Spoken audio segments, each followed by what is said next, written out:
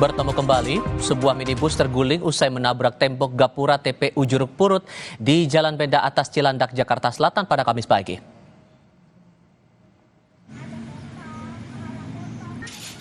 Kecelakaan tunggal ini diduga dipicu sopir tidak konsentrasi saat melewati akses jalan menikung. Mobil akhirnya menabrak tembok gapura TPU Jeruk Purut. Imbasnya, mobil terguling dan 3 penumpang termasuk sopir dilarikan ke rumah sakit terdekat oleh warga setempat untuk mendapatkan pertolongan medis.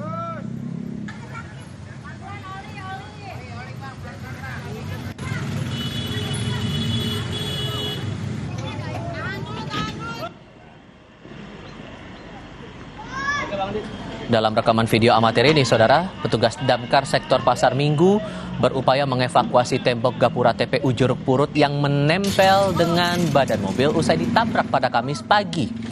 Setelah dievakuasi, mobil dibawa petugas derek Laka Lantas Polres Jakarta Selatan ke penampungan Laka. Akibat insiden ini, arus lalu lintas di sekitar lokasi sempat macet.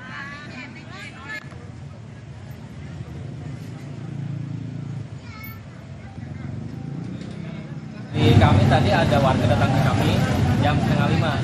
Ketika sampai ke TKP, kita mendapati mobil sudah terbalik. Kemudian tertimpa dengan gapura TPU. Evakuasinya kita pertama memotong TPU karena platnya itu dari lapisan aluminium menggunakan cutter speeder. Setelah itu kita kerjasama dengan derek dari Polri. Nah, untuk korban ada 3 orang sudah dibawa ke IGD. Keberita lainnya, saudara, Komisi Pemberantasan Korupsi menyita uang tunai 2,8 miliar rupiah dan juga 2 senjata api dari penggeledahan rumah Kepala Dinas PUPR Sumatera Utara Topan Ginting. KPK menggandeng Polri untuk menyelidiki asal senjata api di rumah pribadi anak buah Bobi Nasution itu. Dari penggeledahan rumah pribadi Kepala Dinas Pekerjaan Umum dan Perumahan Rakyat PUPR Sumatera Utara Topan Ginting, KPK menyita uang tunai senilai 2,8 miliar rupiah, 2 senjata api serta sejumlah dokumen. Senjata api yang disita penyidik berupa pistol jenis Beretta beserta 7 butir amunisi serta 1 pucuk airsoft gun laras panjang serta amunisinya.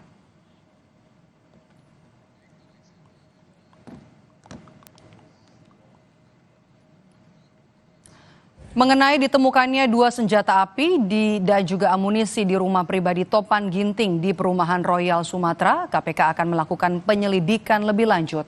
KPK juga nantinya akan berkoordinasi dengan Polri untuk mendalami asal-usul senjata api yang disita penyidik KPK berupa pistol jenis Beretta serta 7 butir amunisi dan juga 1 pucuk airsoft gun laras panjang.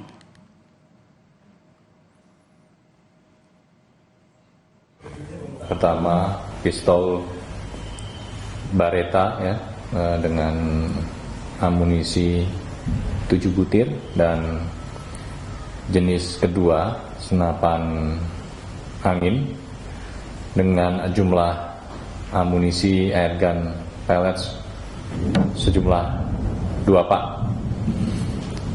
Mengenai asal dari senjata api tersebut nanti akan didalami oleh penyidik dan dikoordinasikan dengan pihak terkait, dalam hal ini pihak kepolisian. Menelisik lebih jauh soal temuan uang 2,8 miliar rupiah di rumah pribadi tersangka korupsi proyek jalan di Sumatera Utara Topan Ginting, kita kupas dan juga kita bahas petang ini bersama dengan Muhammad Yasin, mantan Wakil Ketua KPK periode 2007 hingga 2011. Selamat petang Pak Yasin dengan Maidop. Selamat petang Mbak Maidop. Oke. Apakah temuan uang tunai pada saat operasi tangkap tangan 2,8 miliar ini berkaitan dengan uang yang dijanjikan kepada Kepala Dinas Topan Ginting senilai 8 miliar? Anda melihat itu? Diduga kalau proses pengadaan barang dan jasanya sudah tidak melalui proses sesuai dengan aturan perundangan, misalnya dengan menunjuk langsung, kemudian ada uang yang ada di rumahnya, itu diduga pasti itu ada kaitannya dengan kasus korupsi yang sedang ditangani oleh KPK. Maka kita mengapresiasi KPK atas langkah ya yang dilakukan dalam tindak lanjut pasca menersangkakan Topan Ginting ini ditindaklanjuti dengan upaya paksa penggeledahan itu. Memang selalu seperti itu, dan itu saya kira tidak akan berhenti di situ saja. Pengalaman KPK dalam menelusuri kasus begini, pasca tangkap tangan pasti banyak pihak-pihak yang akan terlibat sesuai dengan pengembangan penyidikannya. Mudah-mudahan ini tidak ada katakanlah misalnya saja perlakuan khusus terhadap posisi-posisi tertentu yang diduga ada hubungan dekatnya itu dengan Topan Ginting, gitu Mbak. Jadi kita mengapresiasi dan pasti masyarakat mendorong agar ini harus tuntas perkaranya. Kalau memang harus misalnya minta keterangan pihak-pihak lain yang diduga terkait, itu saya kira cukup bagus dan harus dilakukan dengan cepat ya. Oke. Kalau seperti ini kalau tidak cepat nanti kehilangan. Takutnya barang buktinya harus cepat begitu ya Pak ya. Anda menggarisbawahi itu. Jadi dari janji fee kepada Kepala Dinas PUPR 8 miliar 2,8 ini Anda yakin kalau masih ada lagi, bagaimana kemudian untuk bisa melacaknya? Apakah bentuknya Anda lihat ini, Anda membaca hanya uang tunai ataukah ada bentuk-bentuk pemberian lain? Ya, apabila itu tidak tunai, pasti ada permintaan dari KPK kepada PPATK, jadi yang suatu lembaga yang meneliti tentang arus uang atau value untuk money itu diminta atau tidak diminta KPK itu pasti akan melaporkan kepada penegak hukum yang dalam hal ini yang sedang menangani kasusnya kan KPK. Itu pasti dilaporkan ke KPK. Jadi apabila misalnya ke atasannya, misalnya ini diduga ya, ini bisa saja nanti ditemukan dengan katakanlah informasi yang digali oleh KPK itu, ada hukum, bukti baru, di samping juga pengembangan penyidikan atas pengakuan saksi-saksi dan yang tersangka itu kan juga akan ditanya. Kalau memang itu uangnya yang 2,8 itu merupakan bagian dari uang yang misalnya ya jumlahnya lebih besar dari itu dan larinya kemana, pasti dia tidak akan diam dan akan mengaku itu. Nah mungkin itu korupsi itu akan dialami sendiri kalau faktanya memang itu dalam bentuk kelompok. Begitu Mbak. Oke. Kalau misalnya suap ataupun gratifikasi lah diberikan dalam bentuk tunai, masih mungkin nggak dilacak Pak Yasin aliran dananya? Ya bisa. Itu tidak menutup kemungkinan itu dengan berbagai cara yang dilakukan oleh KPK bisa dilakukan penelusuran uang tersebut baik tunai maupun melalui suatu media. Media itu ya elektronik atau m-banking atau melalui transfer biasa atau hal-hal yang lain. Nah, nanti akan digali kan itu dari pihak swastanya kan sudah tersangka, terus kemudian Topan ini kan juga sudah digali informasinya dan akan berkembang, dan saya yakin tidak akan dialami sendiri atau tidak akan menutup mulut, itu pasti akan berkembang sesuai dengan apa yang pernah dilakukan oleh KPK. Di Sumut itu kan sudah beberapa kali ya, yang menyangkut gubernurnya bahkan ya, kan sudah 2 kali, menyangkut wali kota juga pernah seperti itu, dan dikembangkan pasca OTT juga berkembang itu kepada pengacaranya, paniteranya, hakimnya, itu yang masa lalu lah ya.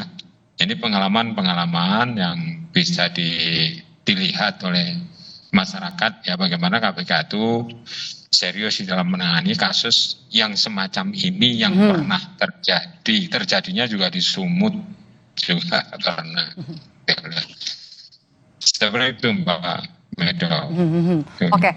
Menurut pengalaman Anda Pak Yasin, untuk kasus-kasus seperti ini, korupsi pembuat kebijakan begitu ya, proyek-proyek kemudian menang tender, apakah mungkin masih ada penerimaan uang-uang lain dalam kasus ini?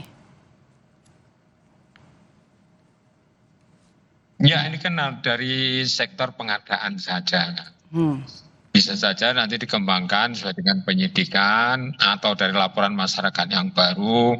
Ini terkait dengan proyek-proyek yang lain. Yang dikorupsi oleh pihak pemerintah provinsi, kabupaten, atau kota itu kan tidak hanya dari proyek-proyek pengadaan prasarana jalan saja. Bisa saja kalau juga berbarengan di dalam satu tahun yang bersangkutan itu pembangunan jembatan, pembangunan pelabuhan, atau penyimpangan keuangan, itu nanti bisa saja itu akan merembet ke mana-mana. Yang penting buktinya ada itu ya. Itu kan menelisiknya seperti itu. Audit forensik, akuntansi forensik atau audit investigatif. Kalau yang jelas ini yang kasus suap ini ya, ini kan uangnya sudah ada, yang menyuap dan yang disuap sudah ada juga, sudah ketangkap, itu kan bukti yang kuat gitu. Dan proses hukum sesuai dengan aturan perundangan itu 90 hari sudah naik di pengadilan itu. Ini proses yang cepat dari aspek effortnya, saya kira ini lebih pendek dibanding apabila itu menanganinya itu dari laporan masyarakat dimulai dari penyelidikan. Kalau dari tangkap tangan itu biasanya lebih cepat dan lebih bisa berkembang sesuai dengan pengembangan penyidikan yang profesional yang dilakukan oleh KPK. Gitu. Jadi kita tunggu saja. Mungkin ya kejutan-kejutan berikutnya yang kita tidak tahu. Yang paling tahu kan KPK ini. Oke. Sebelum kita sampai ke angka, biasanya apakah pejabat-pejabat dan juga pihak swasta ini bekerja sendiri atau sebenarnya ada berkelompok begitu pada saat dalam korupsi pengadaan barang seperti ini dalam pengalaman Anda, Pak Yasin? Ya, biasanya kalau pengadaan barang dan jasa ini kan ada konsorsium gitu. Bisa saja dengan mekanisme yang mereka sepakati antar penyedia barang dan jasa di suatu provinsi. Itu adalah arisan istilahnya. Dianalogkan kalau ibu-ibu arisan itu ya gantian yang korupsi gitu. Kalau ibu-ibu arisan kan gantian yang menerima uang kan begitu pada waktu dihitung itu, diundi pakai apa undian yang sederhana itu. Ya ini juga seperti itu. Jadi ada konsorsiumnya. Apakah yang lain juga terlibat? Nah ini sesuai dengan fakta yang ada tentunya. Bisa saja terlibat, juga bisa saja tidak.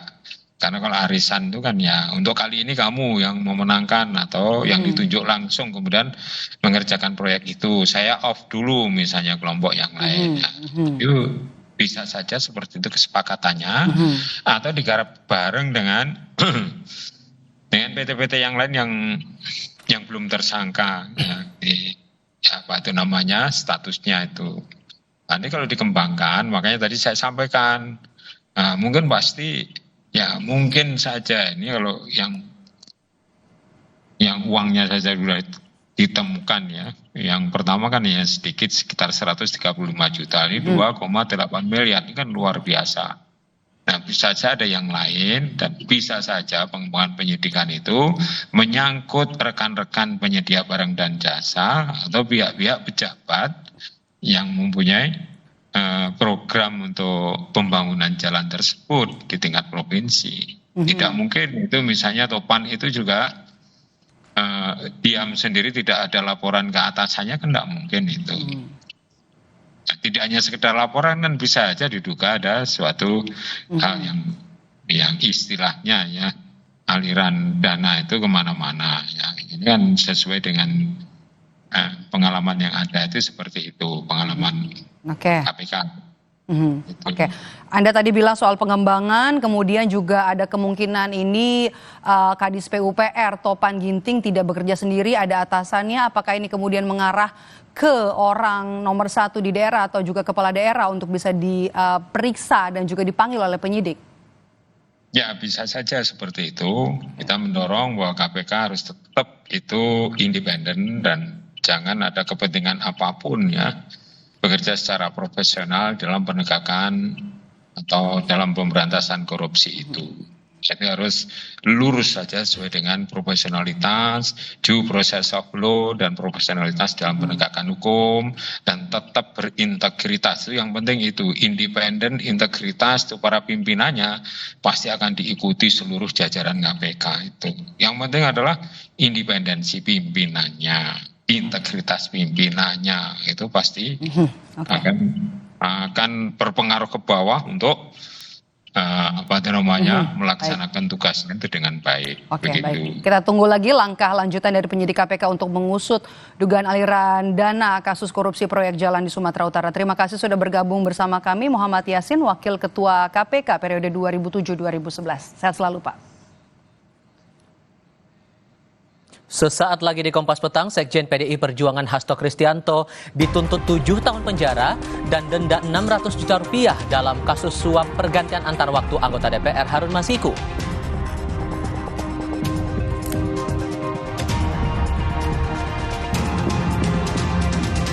Polri tunda lakukan gelar perkara khusus kasus ijazah Jokowi menjadi pekan depan.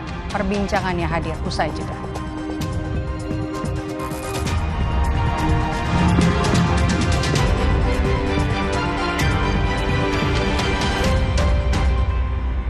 Kan 5